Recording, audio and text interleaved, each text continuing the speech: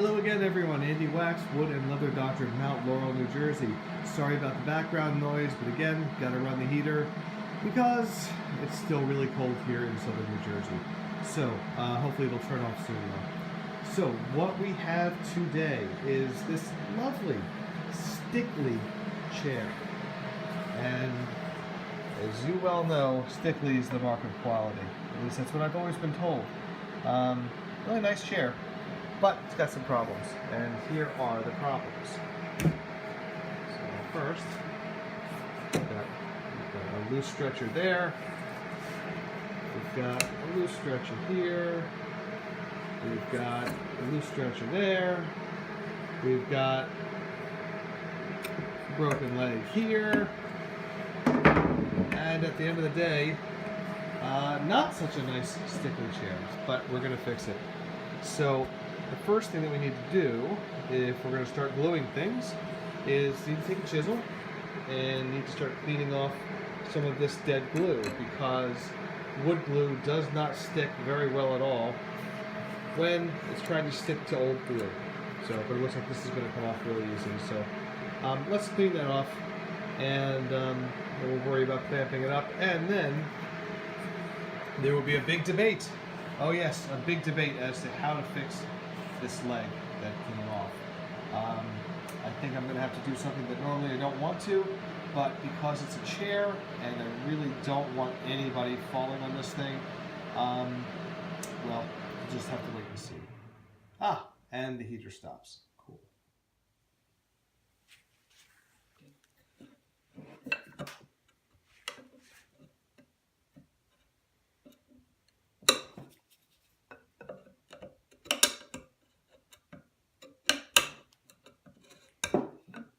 There it goes.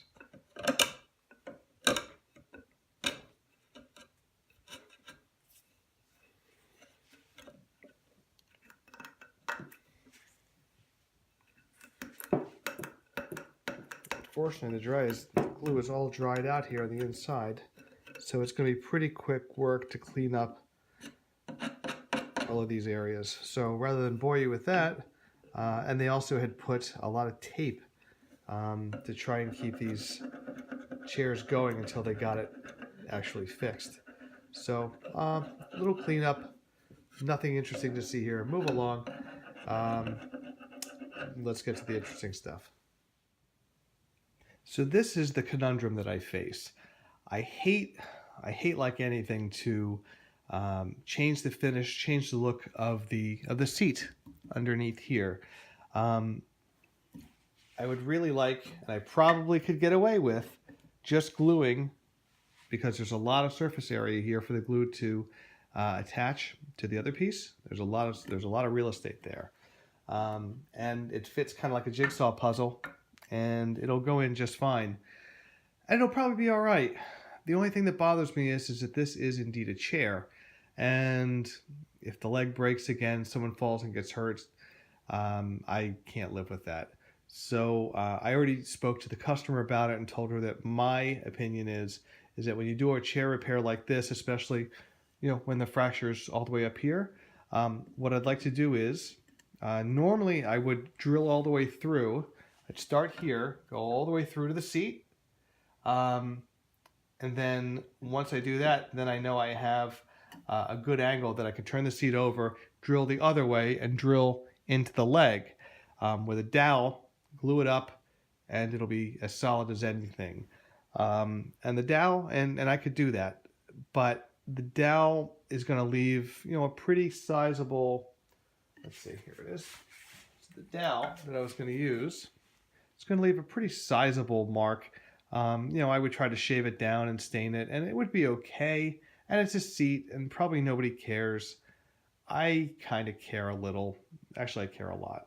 So instead of the dowel, what I'm going to do is I'm going to use this finish screw, because it's really, it's got a very small head. So it's going to leave a very small mark, which means that I have to do a very small fill, which I like. And the length will be pretty good. So I'll get to at least there. So I'll get way after the crack. And it's a screw, so it'll really hold it nice and tight too. Plus it means that the hole that I drill in here won't have to be very big. It can be a nice small diameter, so that it doesn't disturb all of this real estate that is really going to make the connection with the glue. So I've talked myself into it. That's what we're going to do.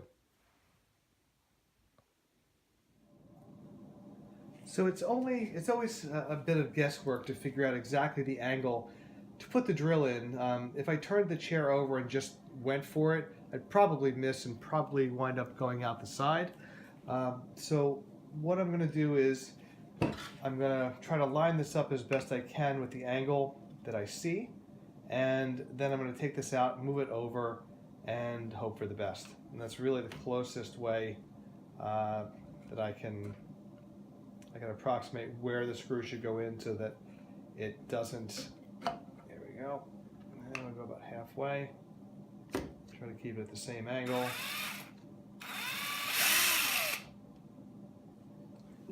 This time might be a little easier. All right, start here. Come on. Start it this way to actually get it to bite.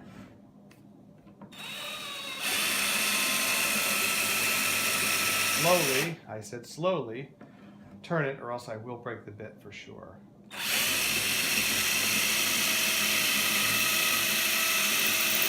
All right, now that I've done that and I haven't gone all the way through yet, I just want to see how close I think I am. This goes in here. That goes in there. Let's see. Okay, so that's about that high, and I know where the center is. So let's see. Yeah, that looks pretty good. I think that's going to be all right. So I'm going to go through the chair. Yep.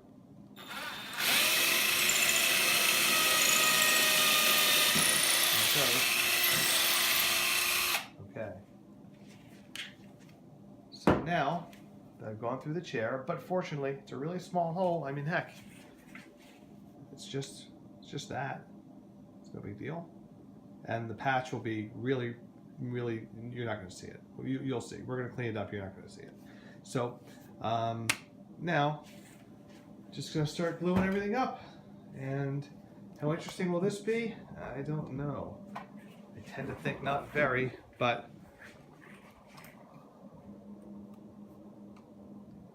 let's see.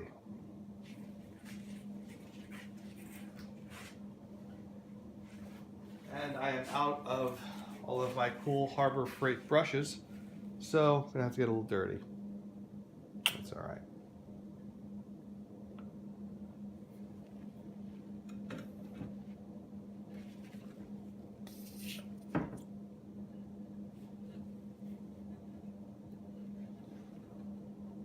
And epoxy is absolutely not necessary on this one. I know I use a lot of it, but this wood glue will really work out fine because all the dead glue is out of there. And the reason that I like to use wood glue when I can is that if you ever do have to take it apart for another repair, you can hit it with a heat gun and eventually it'll let loose. All right, there's that. There's that. Drop the lid. I don't want to do that. Cool. All right, all these other joints were pretty tight. So, all the debris, because if there's just one of those little pieces of sawdust in there, it's going to make it really hard for this guy to sit back in the way it's supposed to. How much glue is enough? There's never enough glue. All right, we'll let that get in there for a sec.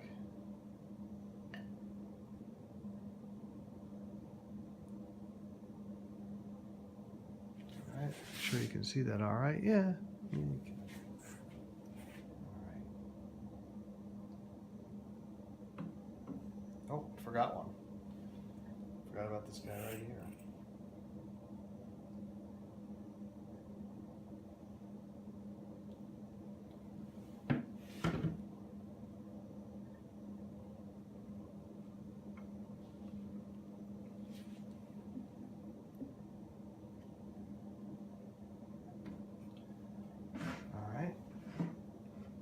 that is seating just nice.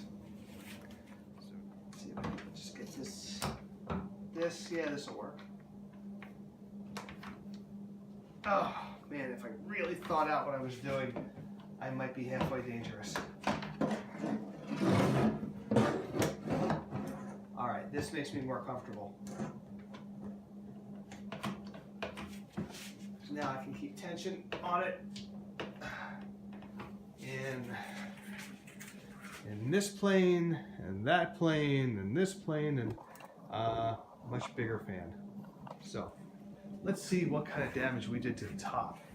Intentional damage, but damage nonetheless. And this again, this, you know, it's an old chair, so it's certainly not pristine. We can try and finish it up a little bit and make it a little prettier.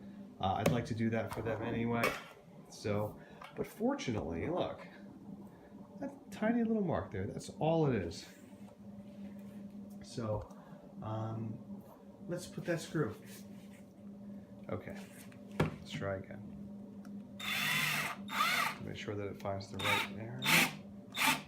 Yep, it's not making a new hole, so it should be fine.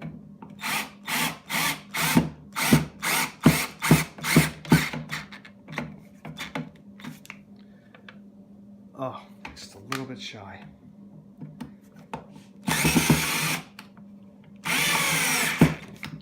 There we go, just right.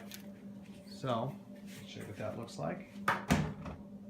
First of all, make sure. Oh, look, some more glue came out. You can see it there. Look at that. That's nice. That means that this thing tightened up even more. Big fan.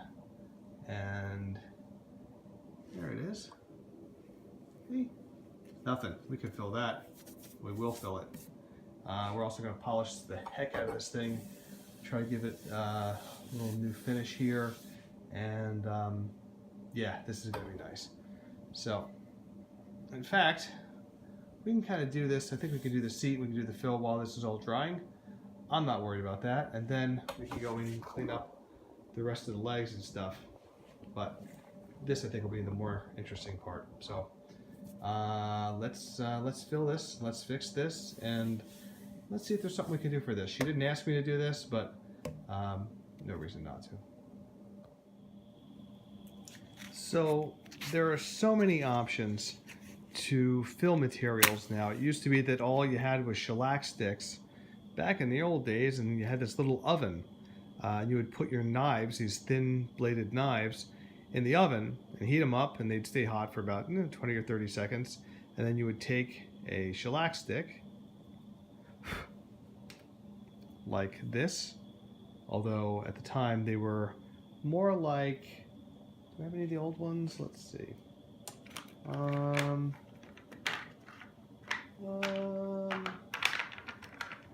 Yeah. Okay, so see this shiny guy right here? This is one of the old shellac sticks that they would use for fill material. And so again, take these thin blades, put them in the oven, took a couple minutes, they got really hot. Then you would melt this into the defect, spread it out, and that was your repair.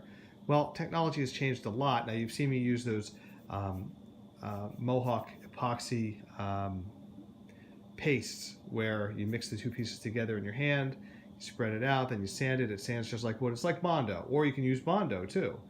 Yeah, so either one of those is fine too. This is more of a softer shellac stick. I'm not even sure if it's made of shellac, but color match is pretty darn good. And although, you know what, this kind of picks up some of the lighter tones too. We might mix them together. And this is an electric, no, this is not. This is a butane burn-in knife. So you light it, you fill it up with butane, and turn this down a little bit. So as long as this thing is glowing red, you know that this is getting hot. Yeah, there it goes. So I'm going to try and use one of these just for nostalgia's sake. You could probably even use a wax fill, which are really easy.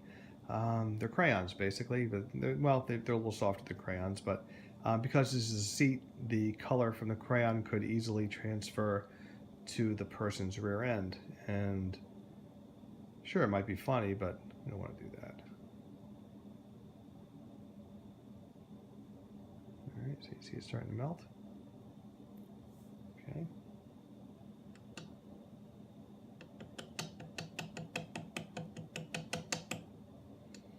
And that's why I kept the, I didn't want to go too deep with the screw because the screw takes up some of the space of the hole. So less filling that we have to do. Tastes great, less filling. Remember that? No? Alright, well I'm starting to feel my age.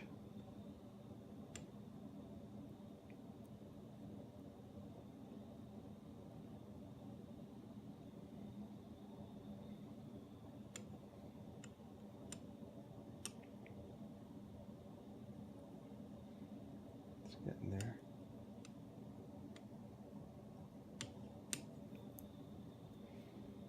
Close. Let's see. Just for fun, we use one of the old school shellac sticks. It's a little bit lighter in color, and there are a couple different colors to the grain here, so.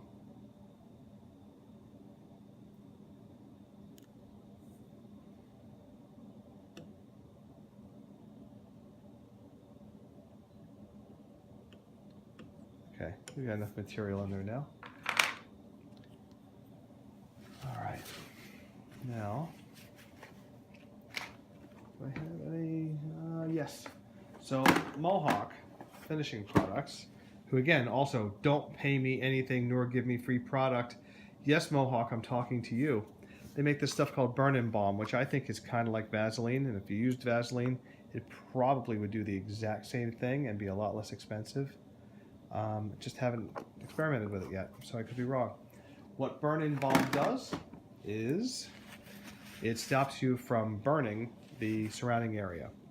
Plus it acts as a lubricant to help your knife skim off the excess without getting hung up. But primarily it's to stop you from creating burn lines, because if you leave your knife too long, just for a second, you'll get a nice white line right where the edge of the knife was. And every touch-up person who's used a burn-in knife has done that many, many times. Then you got to sand, you got to stain, and you added probably 20 minutes work. You don't want to do that. I don't want to do that. And a lot of people don't really use burn-in sticks anymore for that reason. They'll use different materials that are like the wax crayons, but they're a lot harder, and you can melt them with a match, or you can melt them with a little butane heat source, and they don't transfer color, especially when you hit them with some lacquer or some shellac, and they work just fine too.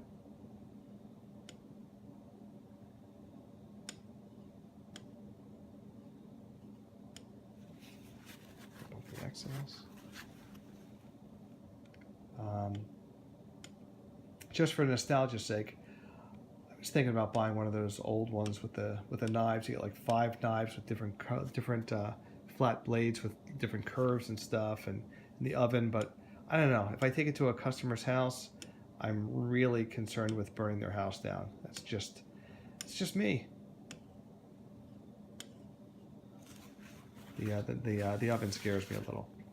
Okay, so let me show you a little better. Now we're going to color over it, because you never get the color exactly right with the burn-in stick. But you know, there it is. I'm going to sand it very lightly just to get off some of the excess, because there's some right here. And like I said, this finish, fortunately, can withstand some sanding and stuff, because it's all gunked up anyway. And we're going to add color to the whole thing. So let's see. Yeah, it's pretty good. And it's going to look like a natural blemish when we're done with it anyway. But let's sand just a little bit. And we'll use the Burn-In Balm as a lubricant. See, a lot of the color is missing. And it, you know, it's an old chair, and it probably doesn't need a ton of color put back, because the rest of the chairs probably look very similar. So before I touch that up, we're going to clean this thing a bit. And what I'd like to clean it with is, here we go, a little teak oil. Now you're saying to yourself, wait a minute, you said this was cherry. This is not teak. You are correct. But teak oil gives it, you know, a nice hard finish, but it also cleans it up really nicely. And you know what? We don't like it. Take it off and put something else. Relax. Just furniture.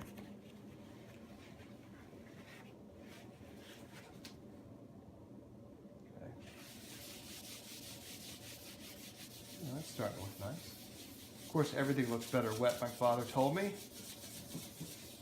And no, he wasn't being dirty. He was being serious. He was a wonderful, wonderful furniture guy. Actually, a tremendous upholsterer. Something that I wish I had learned. Well, I learned some. I wish I had learned more from him because the guy was unbelievable. But he had a couple pithy sayings when it came to furniture because we owned a furniture store down in South Jersey. He owned with his brother. And then I worked there through college and after college for 10 years, and that's how I got mixed up with this nonsense. And the two things that I recall is, one, everything looks better when it's wet. So just because you think, hey, wow, this polish looks amazing, wait till it dries. If it still looks amazing, then you did a good job. If it doesn't, you got to try something else. So that's the first thing he said. So I like this. I don't know if this is coming up well on here, but it's still, you know, it's still missing some of the color just from wear, from age, which I don't want to mess with because, yeah, can I respray this whole thing? Sure, but it's going to look different than the rest of the chairs. So just cleaning it up might be nice. So the second thing he said was, son, if you tickle it too much, it's going to laugh at you. And I've mentioned that before in my other videos, but I should probably mention it every day of my life. It's what I live by. That sometimes when a repair is done, it's done. Leave it alone. Because the more you play with it, the more you're going to ruin it. And he was right. When I was learning how to do touch-up and repair at his shop, it's called Wax Brothers Furniture, Bridgeton, New Jersey. Hasn't been there in many years. You know, he would give me plenty of time to go work on something, and he'd say, yeah, it looks good. I'd say, well, it's not done yet. I want to do this, I want to do that. He's like, look, it's fine, leave it be, and the boys are on the truck, and we got to get it out of here. And I'd say, nope, I need another 20 minutes. And when I did, I'd say, Dad, can you call our refinisher? And he would look at me like I was not his natural born child.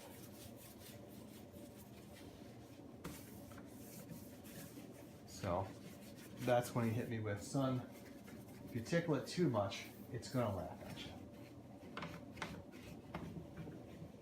I'll tell you about another one of his beautiful, beautiful touch-ups he did. We had an entertainment center, and I was working on it, and it was still missing some color, kind of like us, you know, maybe around like this. And I'll have to move the camera a bit to show you what he did.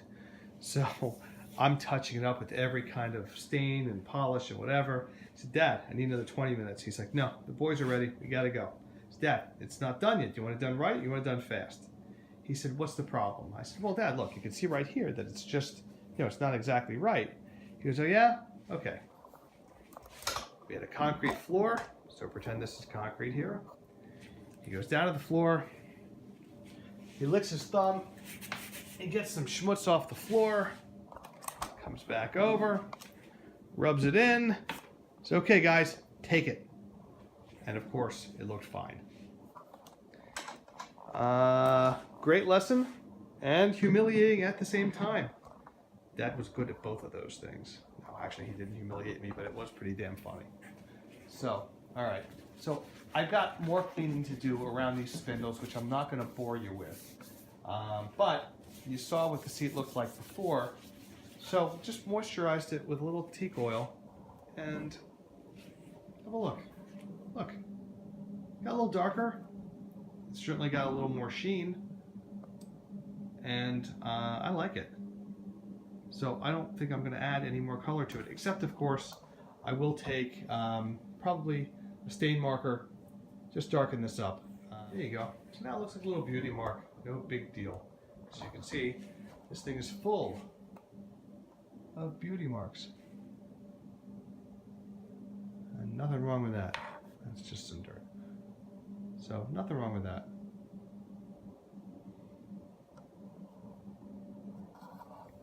So there you have it.